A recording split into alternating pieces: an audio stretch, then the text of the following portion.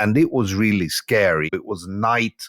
I found myself in this vehicle with 4 men with guns, and I think at that moment, it was almost like having an out-of-body experience. I was looking at myself from above and thinking, this is just ridiculous. Is this really happening now? And you don't really know what their intentions are and what's going to happen. And then you end up in this building and you hope it is really the police station of the legitimate authorities of the area, because at least then you're kind of safe, but you're not really sure that these are the legitimate authorities.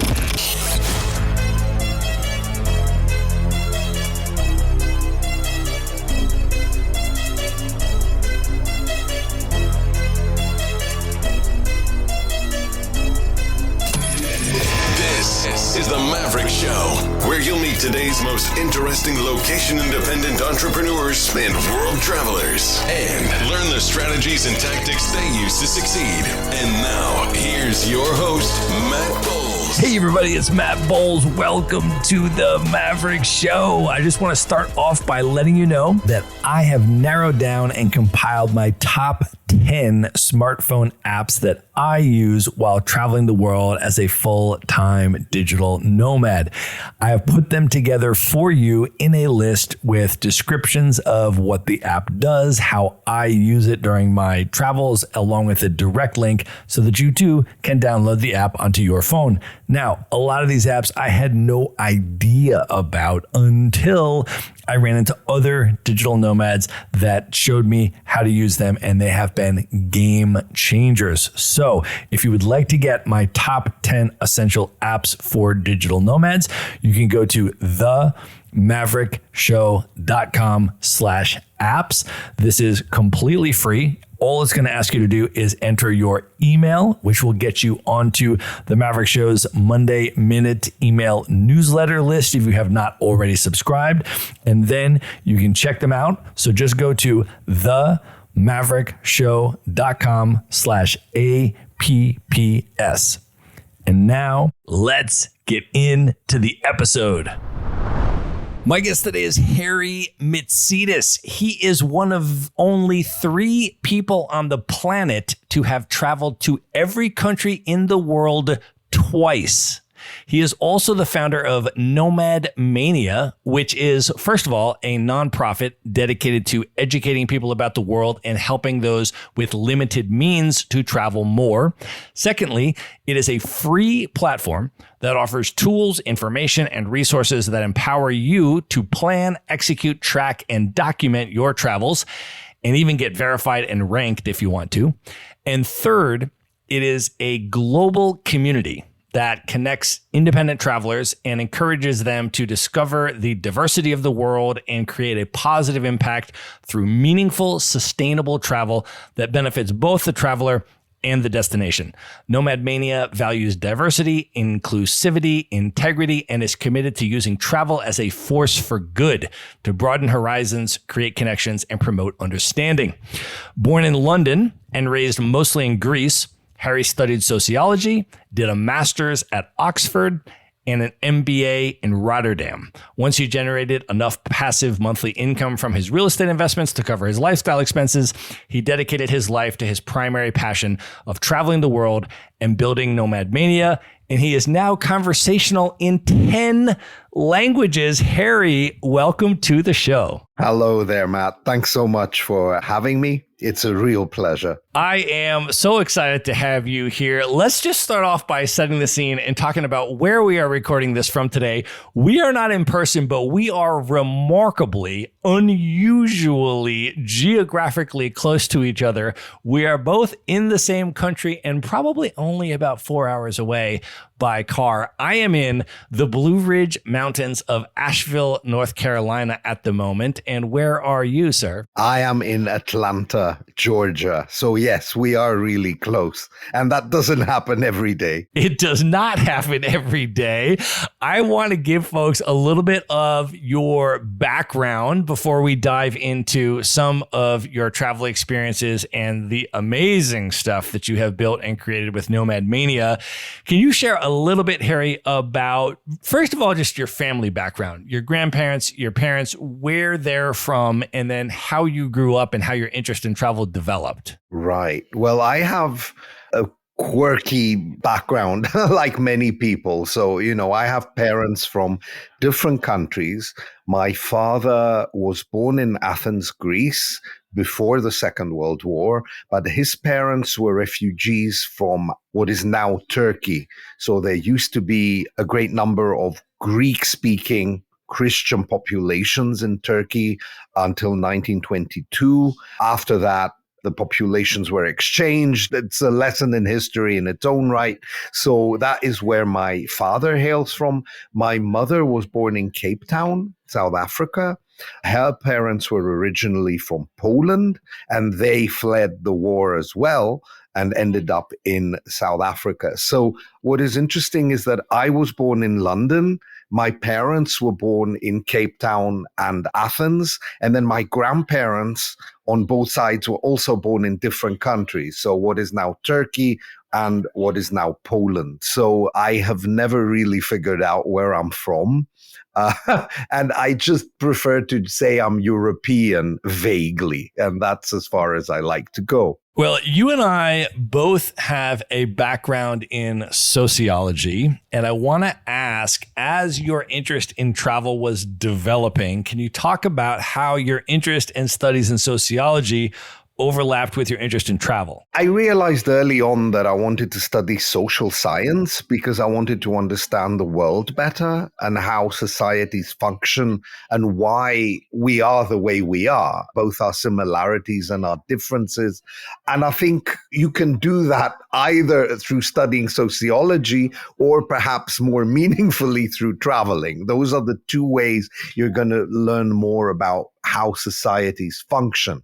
And obviously, travel is more of a participant observation method where you reach your own conclusions. But I have found that ever since I studied sociology, I look at the whole world through the lens of a sociologist. So during my travels, I am inevitably always thinking of these tools and imagining things, and analyzing them through this perspective of sociology, of culture, of social inequality, racial inequality, and all of these things that one learns when one studies sociology. Can you talk about how your travels began as you were growing up and as you were going through academia and everything else? Talk a little bit about your travel trajectory and the evolution of that passion. Well, look, as a child, I was always fascinated by geography, also because my parents were from different countries and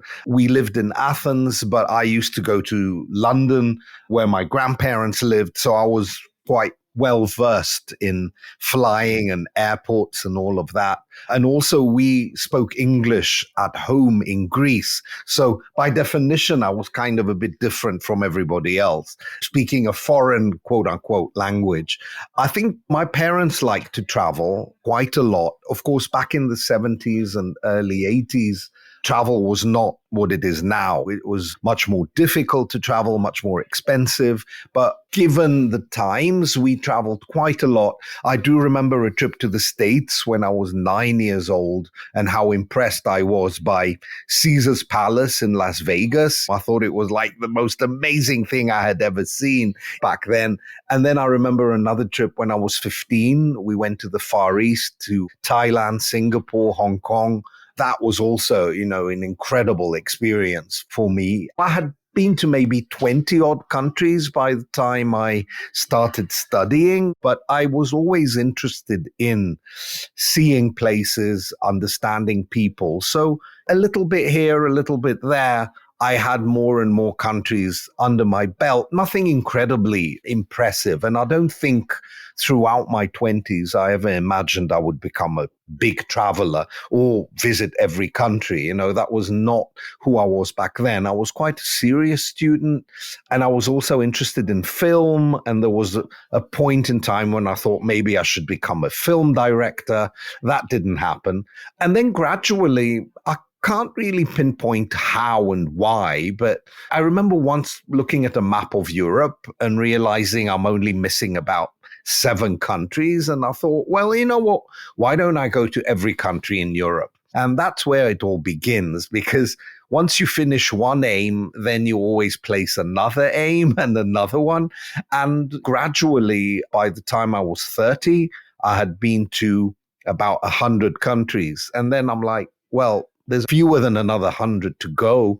So why don't I really aim to do as many countries as possible, if not all? And then before I knew it, I had done them all. Well, I want to ask you about some of the countries, and I think the one I want to start with is Serbia, because you are fluent or at least conversant in 10 languages, Harry. And I wonder if you could maybe speak a little bit about which language those are, why you chose them, and then specifically focus in on Serbian and talk about the language, but also what the country means to you and your experiences there. First of all, let me say that I am fully bilingual in Greek and English. And I think when you are bilingual, which means in most cases you learn 2 languages at a very young age, then it's much easier to learn other languages. I think this is probably shared by most people like me. So I learned French at school as well. And then later on, I also did a bit of German, again at school. I would say I had those 4 languages by the time I was a teenager. Later on, I developed a bit of a fascination with the Netherlands, and I ended up doing my MBA in Rotterdam. And even though the course was in English, I still learned Dutch. Speaking German helped me learn Dutch. And at the time, I was really quite good at Dutch. Then in the late 90s, I discovered Croatia and then Serbia and then Bosnia. And those lands had just had a terrible conflict, the wars of the early 90s. They were just trying to recover from that. And then Serbia had the issues with Kosovo, and it was bombed by the NATO forces and all that. And somehow, I think I've always been interested in conflict, but I think it was then that I realized I was that interested in it. I don't think I had crystallized it, but I realized somehow I'm fascinated by these places which are neighboring Greece, where I grew up. These people are European and they've just experienced a war. And I thought, I want to learn more about this. And the best way to do it is to learn the language, because that is when you'll be able to meet the people and actually speak to them. You can never do that if you're just talking English. And I did. I started by old methods of linguaphone cassettes. I found learning Serbo-Croatian, as it was called at the time. And I just persevered. And after 3 years, it took that long. It's not easy. And the language is Slavic with a lot of complicated grammar and totally different to French or German that I already knew. But anyway, I persevered. And after 3 years, I had learned it. And I mean, Serbian, Bosnian, and Croatian are very much interchangeable. And some people may not like me for saying that, but I mean, the people can understand each other no matter which variant they are speaking. I speak the Serbian variant now, or even though I started learning the Croatian variant. And I really find that of all the countries I have been to, thanks to speaking this language, I have managed to penetrate the societies there. I really know the places well. I have a lot of friends. The hospitality there is amazing. And especially when they realize you speak the language. Now, today in Atlanta, I had this amazing experience. So I'm staying with a friend I met through the travel world, but she is originally Bosnian. And we became friends because she's like, who are you and why can you speak my language? And, and she lives in Atlanta, and she took me to a shop which is owned by a Bosnian and specializes in foods from these parts. And I was really enthusiastic and buying all these things I know. And the guy just couldn't believe it. And he gave me some stuff for free. And I was like, this is amazing. This just doesn't happen. But these are the kind of rewards you get when you invest in learning a slightly unusual language where the people are anyway naturally hospitable. I agree with that 100%, Harry. That is amazing. I spent probably almost 2 months in Belgrade and just loved every minute of it. And I have been telling everybody that they need to go to Belgrade. They need to spend time there. I have been around the Balkans. I've been to Mostar and Bosnia. I've been through Croatia, Montenegro, and some of those other places. But I haven't traveled really extensively around Serbia outside of just Belgrade, because I was like, this city is amazing. I want to spend all my time here. And it was incredible. But can you give folks some recommendations for folks that want to visit Serbia and really want to experience it? What would you put them onto there? Well, Serbia is amazing. It is, first of all, the only European language which has 2 scripts officially. So they use both the Cyrillic and the Latin script, and they are totally interchangeable. So that by itself makes it unique. Now, in terms of the country, it's also had a very interesting history because the northern part used to be under the Austro-Hungarian Empire, and then the southern part used to be under the Ottoman Empire. And these were obviously 2 very different worlds.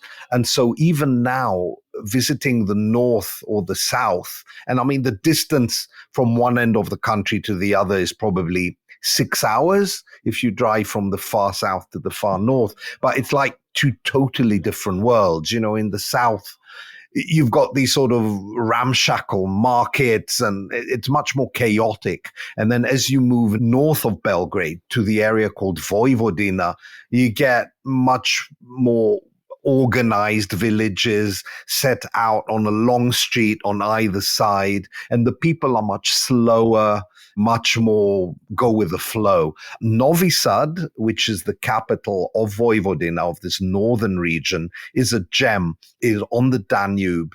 It's got a very nice castle overlooking it. It's really worth going to, and it's only about an hour from Belgrade, so it's not very far. Further north near Hungary, you have another beautiful town with some really interesting architecture. It's called Subotica. This is right on the border with Hungary, so that's another town I could recommend. I would say Serbia has a lot of natural beauty, especially in Western Serbia, which means the areas that are closer to Bosnia now.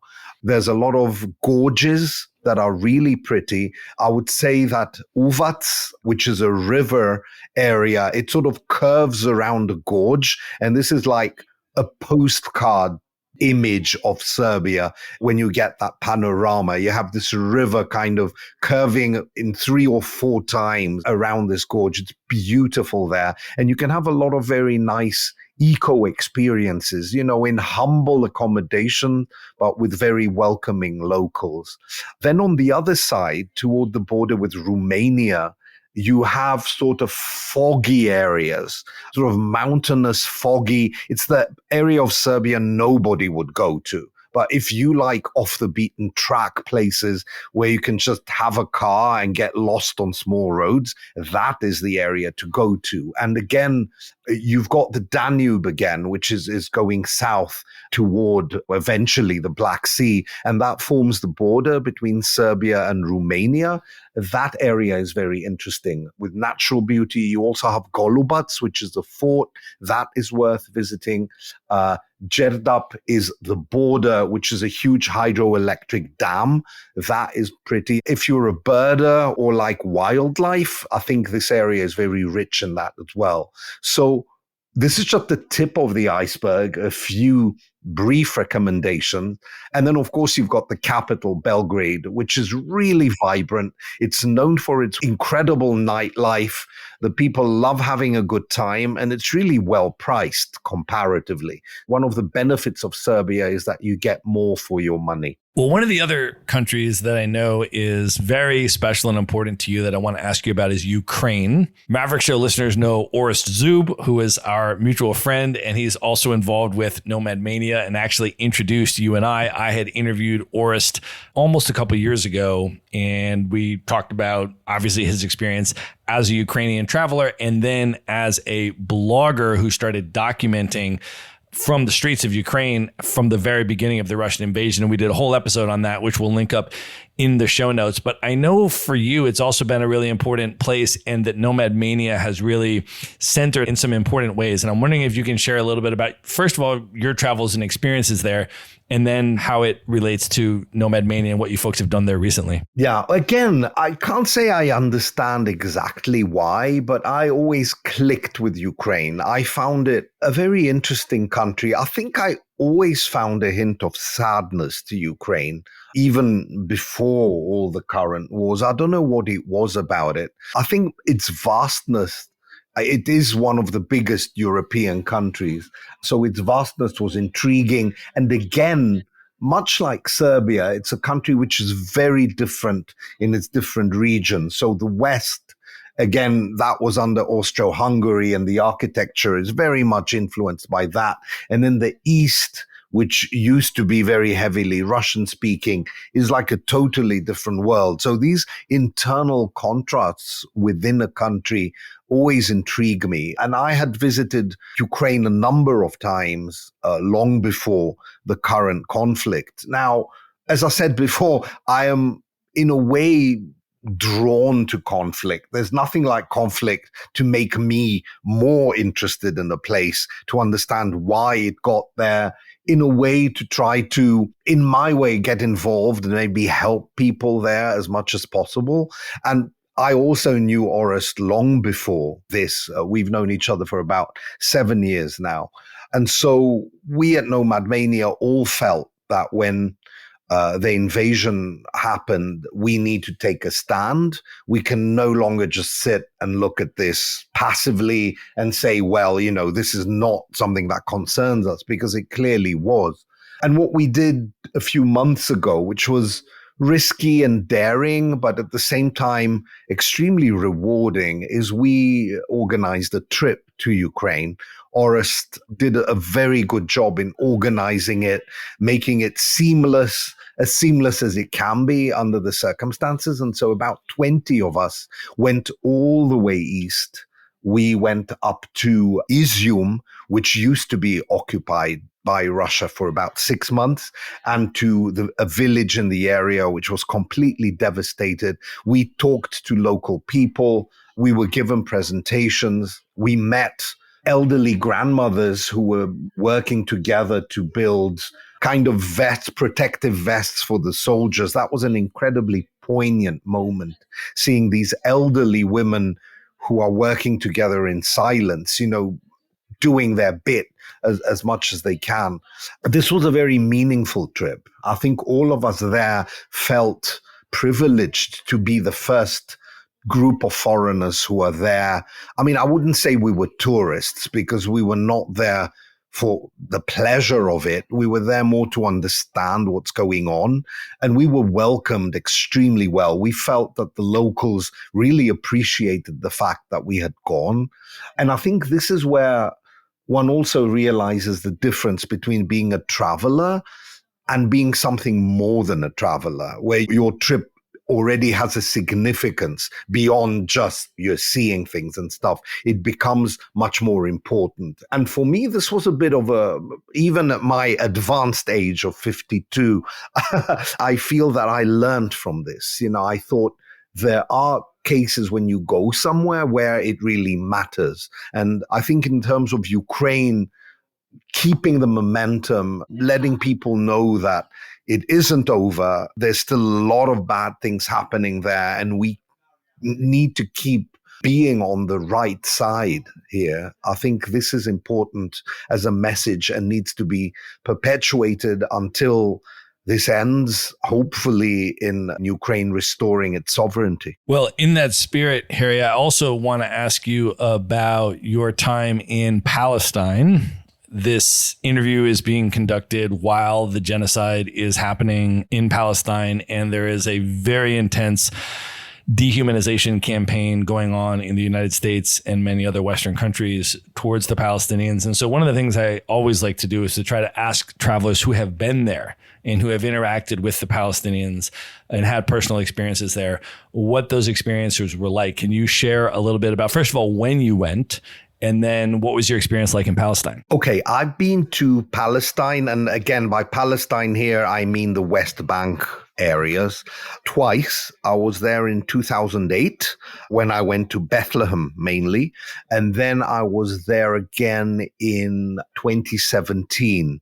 And that was a better visit. So then I visited Ramallah, which is the capital, also Jericho, Hebron, and in the north, Nablus. So that was a better visit. That whole region is in many ways the cradle of civilization, more than any other. And I'm saying this as someone who's Greek, but I do believe that in all those lands, you feel a certain holiness. So those places are important for three major religions, and there has to be a reason. Walking around Jerusalem, I kind of got goosepimples. I'm not a particular religious person, but I just felt a certain holiness, a certain spirituality. And in Palestine, you cannot go to Bethlehem and not feel that. The people are incredibly hospitable. They will give you food for free. They will let you stay in their homes. They are extremely open, welcoming people. And I would say that they are among the most hospitable I have encountered anywhere. And I really am a pacifist. I hate war in all forms. What is happening to them is obviously a dark chapter in our human history. But one can only hope that after the darkness, some light comes, and hopefully a permanent solution will be found. Another place that I want to ask you about, Harry, that I have not yet been, that I know you have been a couple times or more, is Yemen. Can you share a little bit about your experiences in Yemen when you went there, and then what that was like? Okay, I have been lucky enough to go to Yemen 4 times. I went the first time in 2006. So back then, Yemen was relatively safe compared to now. I visited the capital, Sana'a, which is a UNESCO World Heritage Site for very good reason. The architecture there is mind-blowing, totally unique. It is very poor. I remember, even as someone who was already quite experienced with traveling, I was surprised at how humbly people lived and also how conservative it seemed. In some ways, even more so than Saudi Arabia. I visited them back to back at the time, so I was kind of comparing. But Sana'a was truly fascinating. Then the year after, I visited Aden. And now these two used to be different countries. So Yemen was one of those countries which was divided, a bit like Germany, and then it united in 1990 into one country. And that might have ultimately not been such a good idea given what has happened to the country now, because now it's essentially once again split in 2 administrations. I then visited Yemen again in 2013, and I also visited Socotra, which is nominally part of Yemen, but essentially it's a very different world. And Socotra is, I would say, a gem. I could totally recommend it to travelers. You can go there quite safely on a flight from Abu Dhabi and spend a week. And, it's totally far away from a war zone. Now, the rest of Yemen, already in the last visit I had there, it was clear that things are not going well. I felt a sense of gloom. It felt threatening somehow. I did not feel comfortable in 2013. I was actually scared that I may be kidnapped, and I did end up having a couple of nasty experiences, including my one night in jail, which it may make a good story in retrospect, but going to jail in a place like Yemen is really scary. Can you tell that story, Harry, in terms of how that came about, what happened, and then what the experience was like going through the prison system and spending time there? Well, look, I just think the locals ultimately wanted a source of income. And since there were no other travelers there, and I was obviously a foreigner, they thought, well, why don't we pick him up and eventually make him pay something? That is what I understood at the end, when it all ended well with a minor financial contribution from me and a lunch in the sort of police station. But, I didn't realize that initially when I was detained and taken to the police station, and it was really scary. It was night. I found myself in this vehicle with four men with guns, and I think at that moment it was almost like having an out-of-body experience. I was looking at myself from above and thinking, this is just ridiculous. Is this really happening now? And you don't really know what their intentions are and what's going to happen. And then you end up in this building and you hope it is really the police station of the legitimate authorities of the area, because at least then you're kind of safe. But you're not really sure that these are the legitimate authorities, because the vehicle they've taken you in is sort of a half-battered car. It definitely doesn't look like an official police vehicle. Yeah, and I ended up spending the night in a cell with lots of cockroaches. It was not fun. And during those moments, you just try to get strength by thinking of the people you love and the good moments you've had. And it's interesting how, again, I am not a religious person, but you end up looking at the sky. And it so happened that at one point they took me out of my cell and let me be in the courtyard, which had an open view. And, you have this beautiful sky with the stars, but you're imprisoned, you can't really leave. And you just look up and pray to some sort of force that everything will be okay. Well, in the morning, they kind of convened and it became clear to me that they just wanted to get some money, and that was settled. And then the whole police station, about 20 people ordered a meal, and this takeaway came, which I paid for graciously. And then eventually I was let go and I just fled the country, literally. This place was not far from Oman.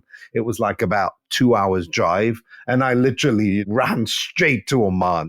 Overall, though, Yemen is a truly fascinating place. There are a number of places in the world where bribes are a pretty regular part of the economy, shall we say. Can you talk a little bit about that, Harry, since you've been to so many places, including, I'm sure, a number of places where that is the case, and how travelers might be aware of when that is part of the economy, shall we say, and how to sort of navigate that? Would you have any tips? Because sometimes it's a little bit subtle, like they don't actually say it right up front so clearly, but you're kind of supposed to know that that's the solution to whatever's happening. And you can get out of situations a lot quicker if you're sort of aware of that. So in all of your travels, do you have any tips on that? Look, I think a lot of this situation depends on your character as a person. I think a bit of it depends on how much patience you have, how much time you have, how much you like to make things more of a game, or how serious you take everything, or, how annoyed you get. So I think there isn't really a recipe. I know some travelers who say, I refuse flatly to ever pay a bribe, no matter what will happen. I can understand that. And usually it's going to be okay. I think unless you really land on a very, very mean piece of work, I think in most cases, these people, if they want a bribe, it's because their salaries are terrible and the system in their countries is such that this is how it is, and this may be very alien to us coming from more regulated places. But I think it's what is not right. And again, I speak as a sociologist and we learn cultural relativism. So I don't think it's always fair to immediately say these are bad people, because you need to understand the context of why this is happening. So I think from there on, I have not really paid as many bribes as you may think I have. This situation in Yemen was one where there was really no other way out. But I've given, let's say, a couple of dollars here and there when I was crossing Sierra Leone. But, it's also, is $1 really a bribe? I'm like, you know what, go ahead. I cannot even think of this as something in my case, but I know other people who are really going to fight for that dollar. And that's fine. I think a lot depends on the approach that you take in general. And I have never had an ugly experience. I mean, let's face it, in reality, many of the countries where this is likely to happen are in Africa and in some of the countries of Asia. I guess I've been lucky. And I also tend to always try to smile. Sometimes I'll talk about football and try to find something in common with the locals. In most cases, they will not insist, not really. I think a good attitude and not being defensive, not being aggressive, just being human will usually end up. I remember in Central African Republic, I was stopped, and that is one of the hardest countries in general. And the guy said, "Do you have a gift for me?" And I just smiled and I said, "Here, you have a smile and I'm giving you good energy." And I mean, there's not really much that they can counter to that without becoming mean. And I think deep down, people want to represent their country well. Unless you are really nasty as a traveler, they're not going to be nasty back. But maybe I've been lucky. I don't know. I agree with you, Harry. I think that is a huge part of it, and being able to make people laugh and make people smile in different contexts and being able to de-escalate situations through good humor and good spirits and warmth and love and stuff is, I think, the best recipe that I have found for that as well. I do want to ask you about some of your travels in Africa. I have spent probably about 2.5 years cumulatively on the continent.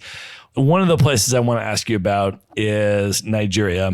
I spent about a month in Lagos in 2019. I spent the entire month just in Lagos, as obviously one could spend a lot more than a month in the city of Lagos. But Nigeria is this massive country. I mean, it's absolutely enormous population-wise, size-wise, and so forth. And I know that you have spent a lot of time going around the country and seeing different parts of Nigeria, which I certainly have not seen because I have not been outside of Lagos. Can you talk a little bit about your experiences in Nigeria? I was just fascinated at every step in Nigeria. The best way to do it is in a small group and with local expertise. And we ended up having a road trip of 18 days throughout all of Nigeria, starting and ending in the capital, Abuja, which is right in the center. So from the center, we kind of went north and then northeast, which is extremely dangerous. And I think it may well be one of the most dangerous things I've done is to go to Maiduguri, which is really a place where bombs do explode frequently. And then we headed south, kind of as the border with Cameroon goes, all the way south to Calabar, which is on the sea, and then Port Harcourt and back eventually to Abuja. So we got the whole experience. Now, Nigeria is almost two countries. So you've got the Christian south, roughly, and the Muslim north. And they are very different in how things work. They are actually different in terms of legislation, and each state there has its own regulations. I found the North more interesting, a little bit more laid back. There are very, very few tourists in sort of rural northern Nigeria. So I think we appreciated the fact that we were able to be there. Yeah, man, I was just hanging out in Lagos, which is one of the artistic meccas of sub-Saharan Africa, where the Afrobeats music comes from, and the films, they call it Nollywood. I mean, it is just really quite an extraordinary and remarkable place. The nightlife is insane. So I was just like, man, I was all about Lagos, and I have not seen any other parts of the country. So I appreciate you sharing that, Harry. Well, I also want to ask you about a country I have not yet been to, which is Somalia. I know you've been a couple times. Can you talk about your experience there and what Somalia is like? Okay, well, again, Somalia is two countries, essentially. So you've got, for those who are not versed in this, when Somalia became a country in 1960, it became a country by uniting two different former colonies. So there was the part of Somalia which was Italian, and then there was another part of Somalia which used to be British. And these two parts joined together to form the country Somalia. Now, at the end of the 1980s or around 1990, Somalia started falling apart.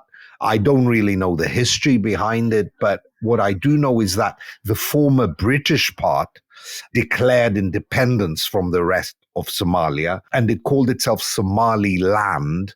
And since then, it has been operating very much as its own country, even though it's not recognized by anybody as independent. But it has its own flag, it has its own currency, and it is much safer. So it also has its own visa, which is different from the rest of Somalia. So many people in our community who want to do Somalia and count it as visited, but want to do it as safely as possible, opt to go to Somaliland. And the capital is called Hargeisa, and it is quite a pretty place, quite welcoming, and indeed relatively safe. It's not dangerous, I would say.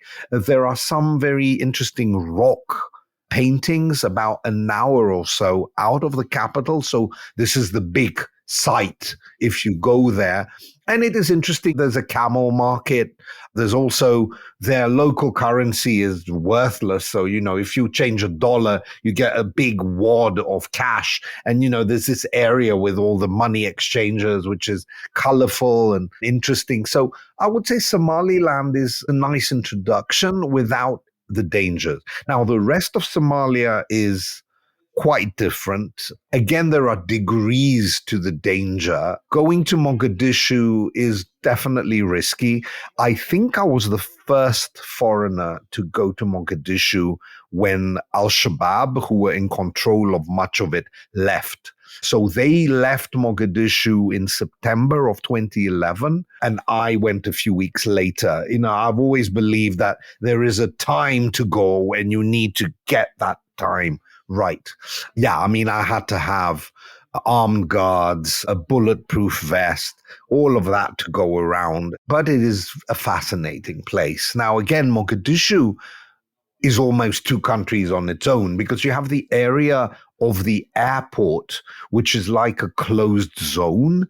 And within this sort of big airport compound, there are restaurants, there are some embassies, offices, there's a hotel. Many people go to Mogadishu and may work. I remember we ate at a restaurant there, and the woman working there had been there, I think, for a year, and she had never left this sort of big airport area. That was because that is considered safe. The minute you leave that, you are exposed. But you've got beautiful beaches. You've got a lot of ruins, which are interesting to see. And what's also interesting is to see how people just continue with their lives and try to do what people do. They go shopping, they go to the market, people go to their jobs. And even in a place like that, life continues. The rest of Somalia further north is an area called Puntland that is marginally safer.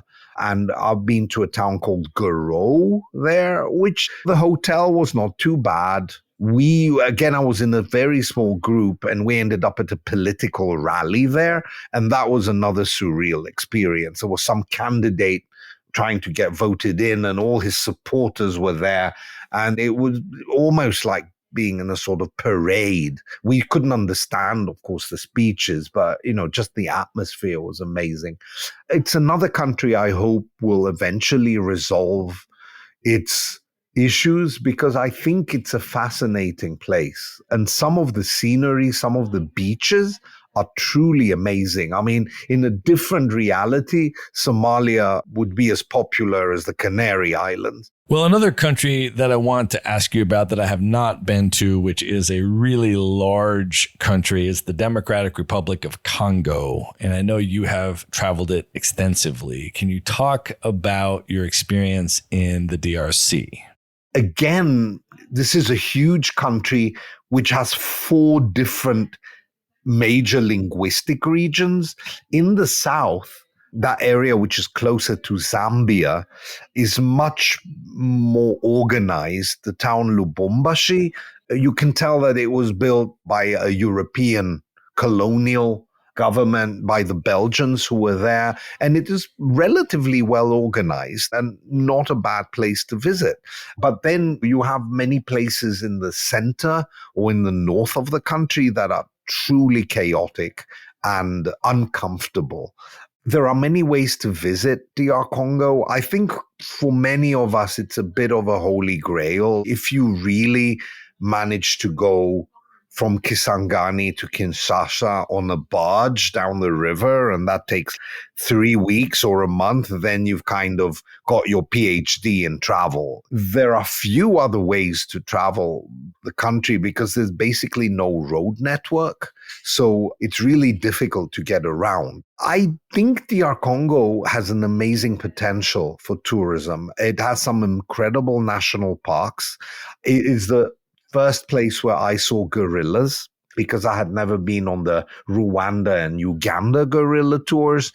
The ones in Congo are better value for money, and I think you get sort of almost guaranteed gorilla sightings. So that first time of seeing a gorilla, I think, is a bit of a defining moment for every traveler. It's never going to fail to be a wow moment. It's sort of incredibly simple in a way. And there you are, in the middle of the jungle with a lot of vegetation around you. And there's this creature looking at you, and, you're told to avoid eye contact, and you kind of half want to make eye contact, but then you're a bit scared. And that's a defining moment. And Congo definitely delivers when it comes to that. It has Bukavu, which is not far from one of those national parks, has some incredible old Art Deco style architecture. So I can see how this could become a real draw. It's a very diverse country, but again, difficult, complicated. The visa itself is quite hard. I think for people who just want to tick DR Congo, they often go into Goma from Rwanda. And there you have a volcano, and one of the national parks, Virunga, is not too far. So that is maybe Congo the easy way. All right, we're going to pause here and call that the end of part 1. Everything we have discussed in this episode is going to be linked up in the show notes. So you can just go to one place at themaverickshow.com and go to the show notes for this episode, and then be sure to tune in to the next episode for the conclusion of my interview with Harry Mitsidis. Good night, everybody. All right, I hope you enjoyed that episode. Just a final reminder to subscribe to the Maverick Show's Monday Minute email newsletter. No long articles here, just 3 bullet points that I put together for you and drop into your email inbox every Monday that you can consume in under 60 seconds. You can subscribe at themaverickshow.com/newsletter. Again, that's themaverickshow.com/newsletter.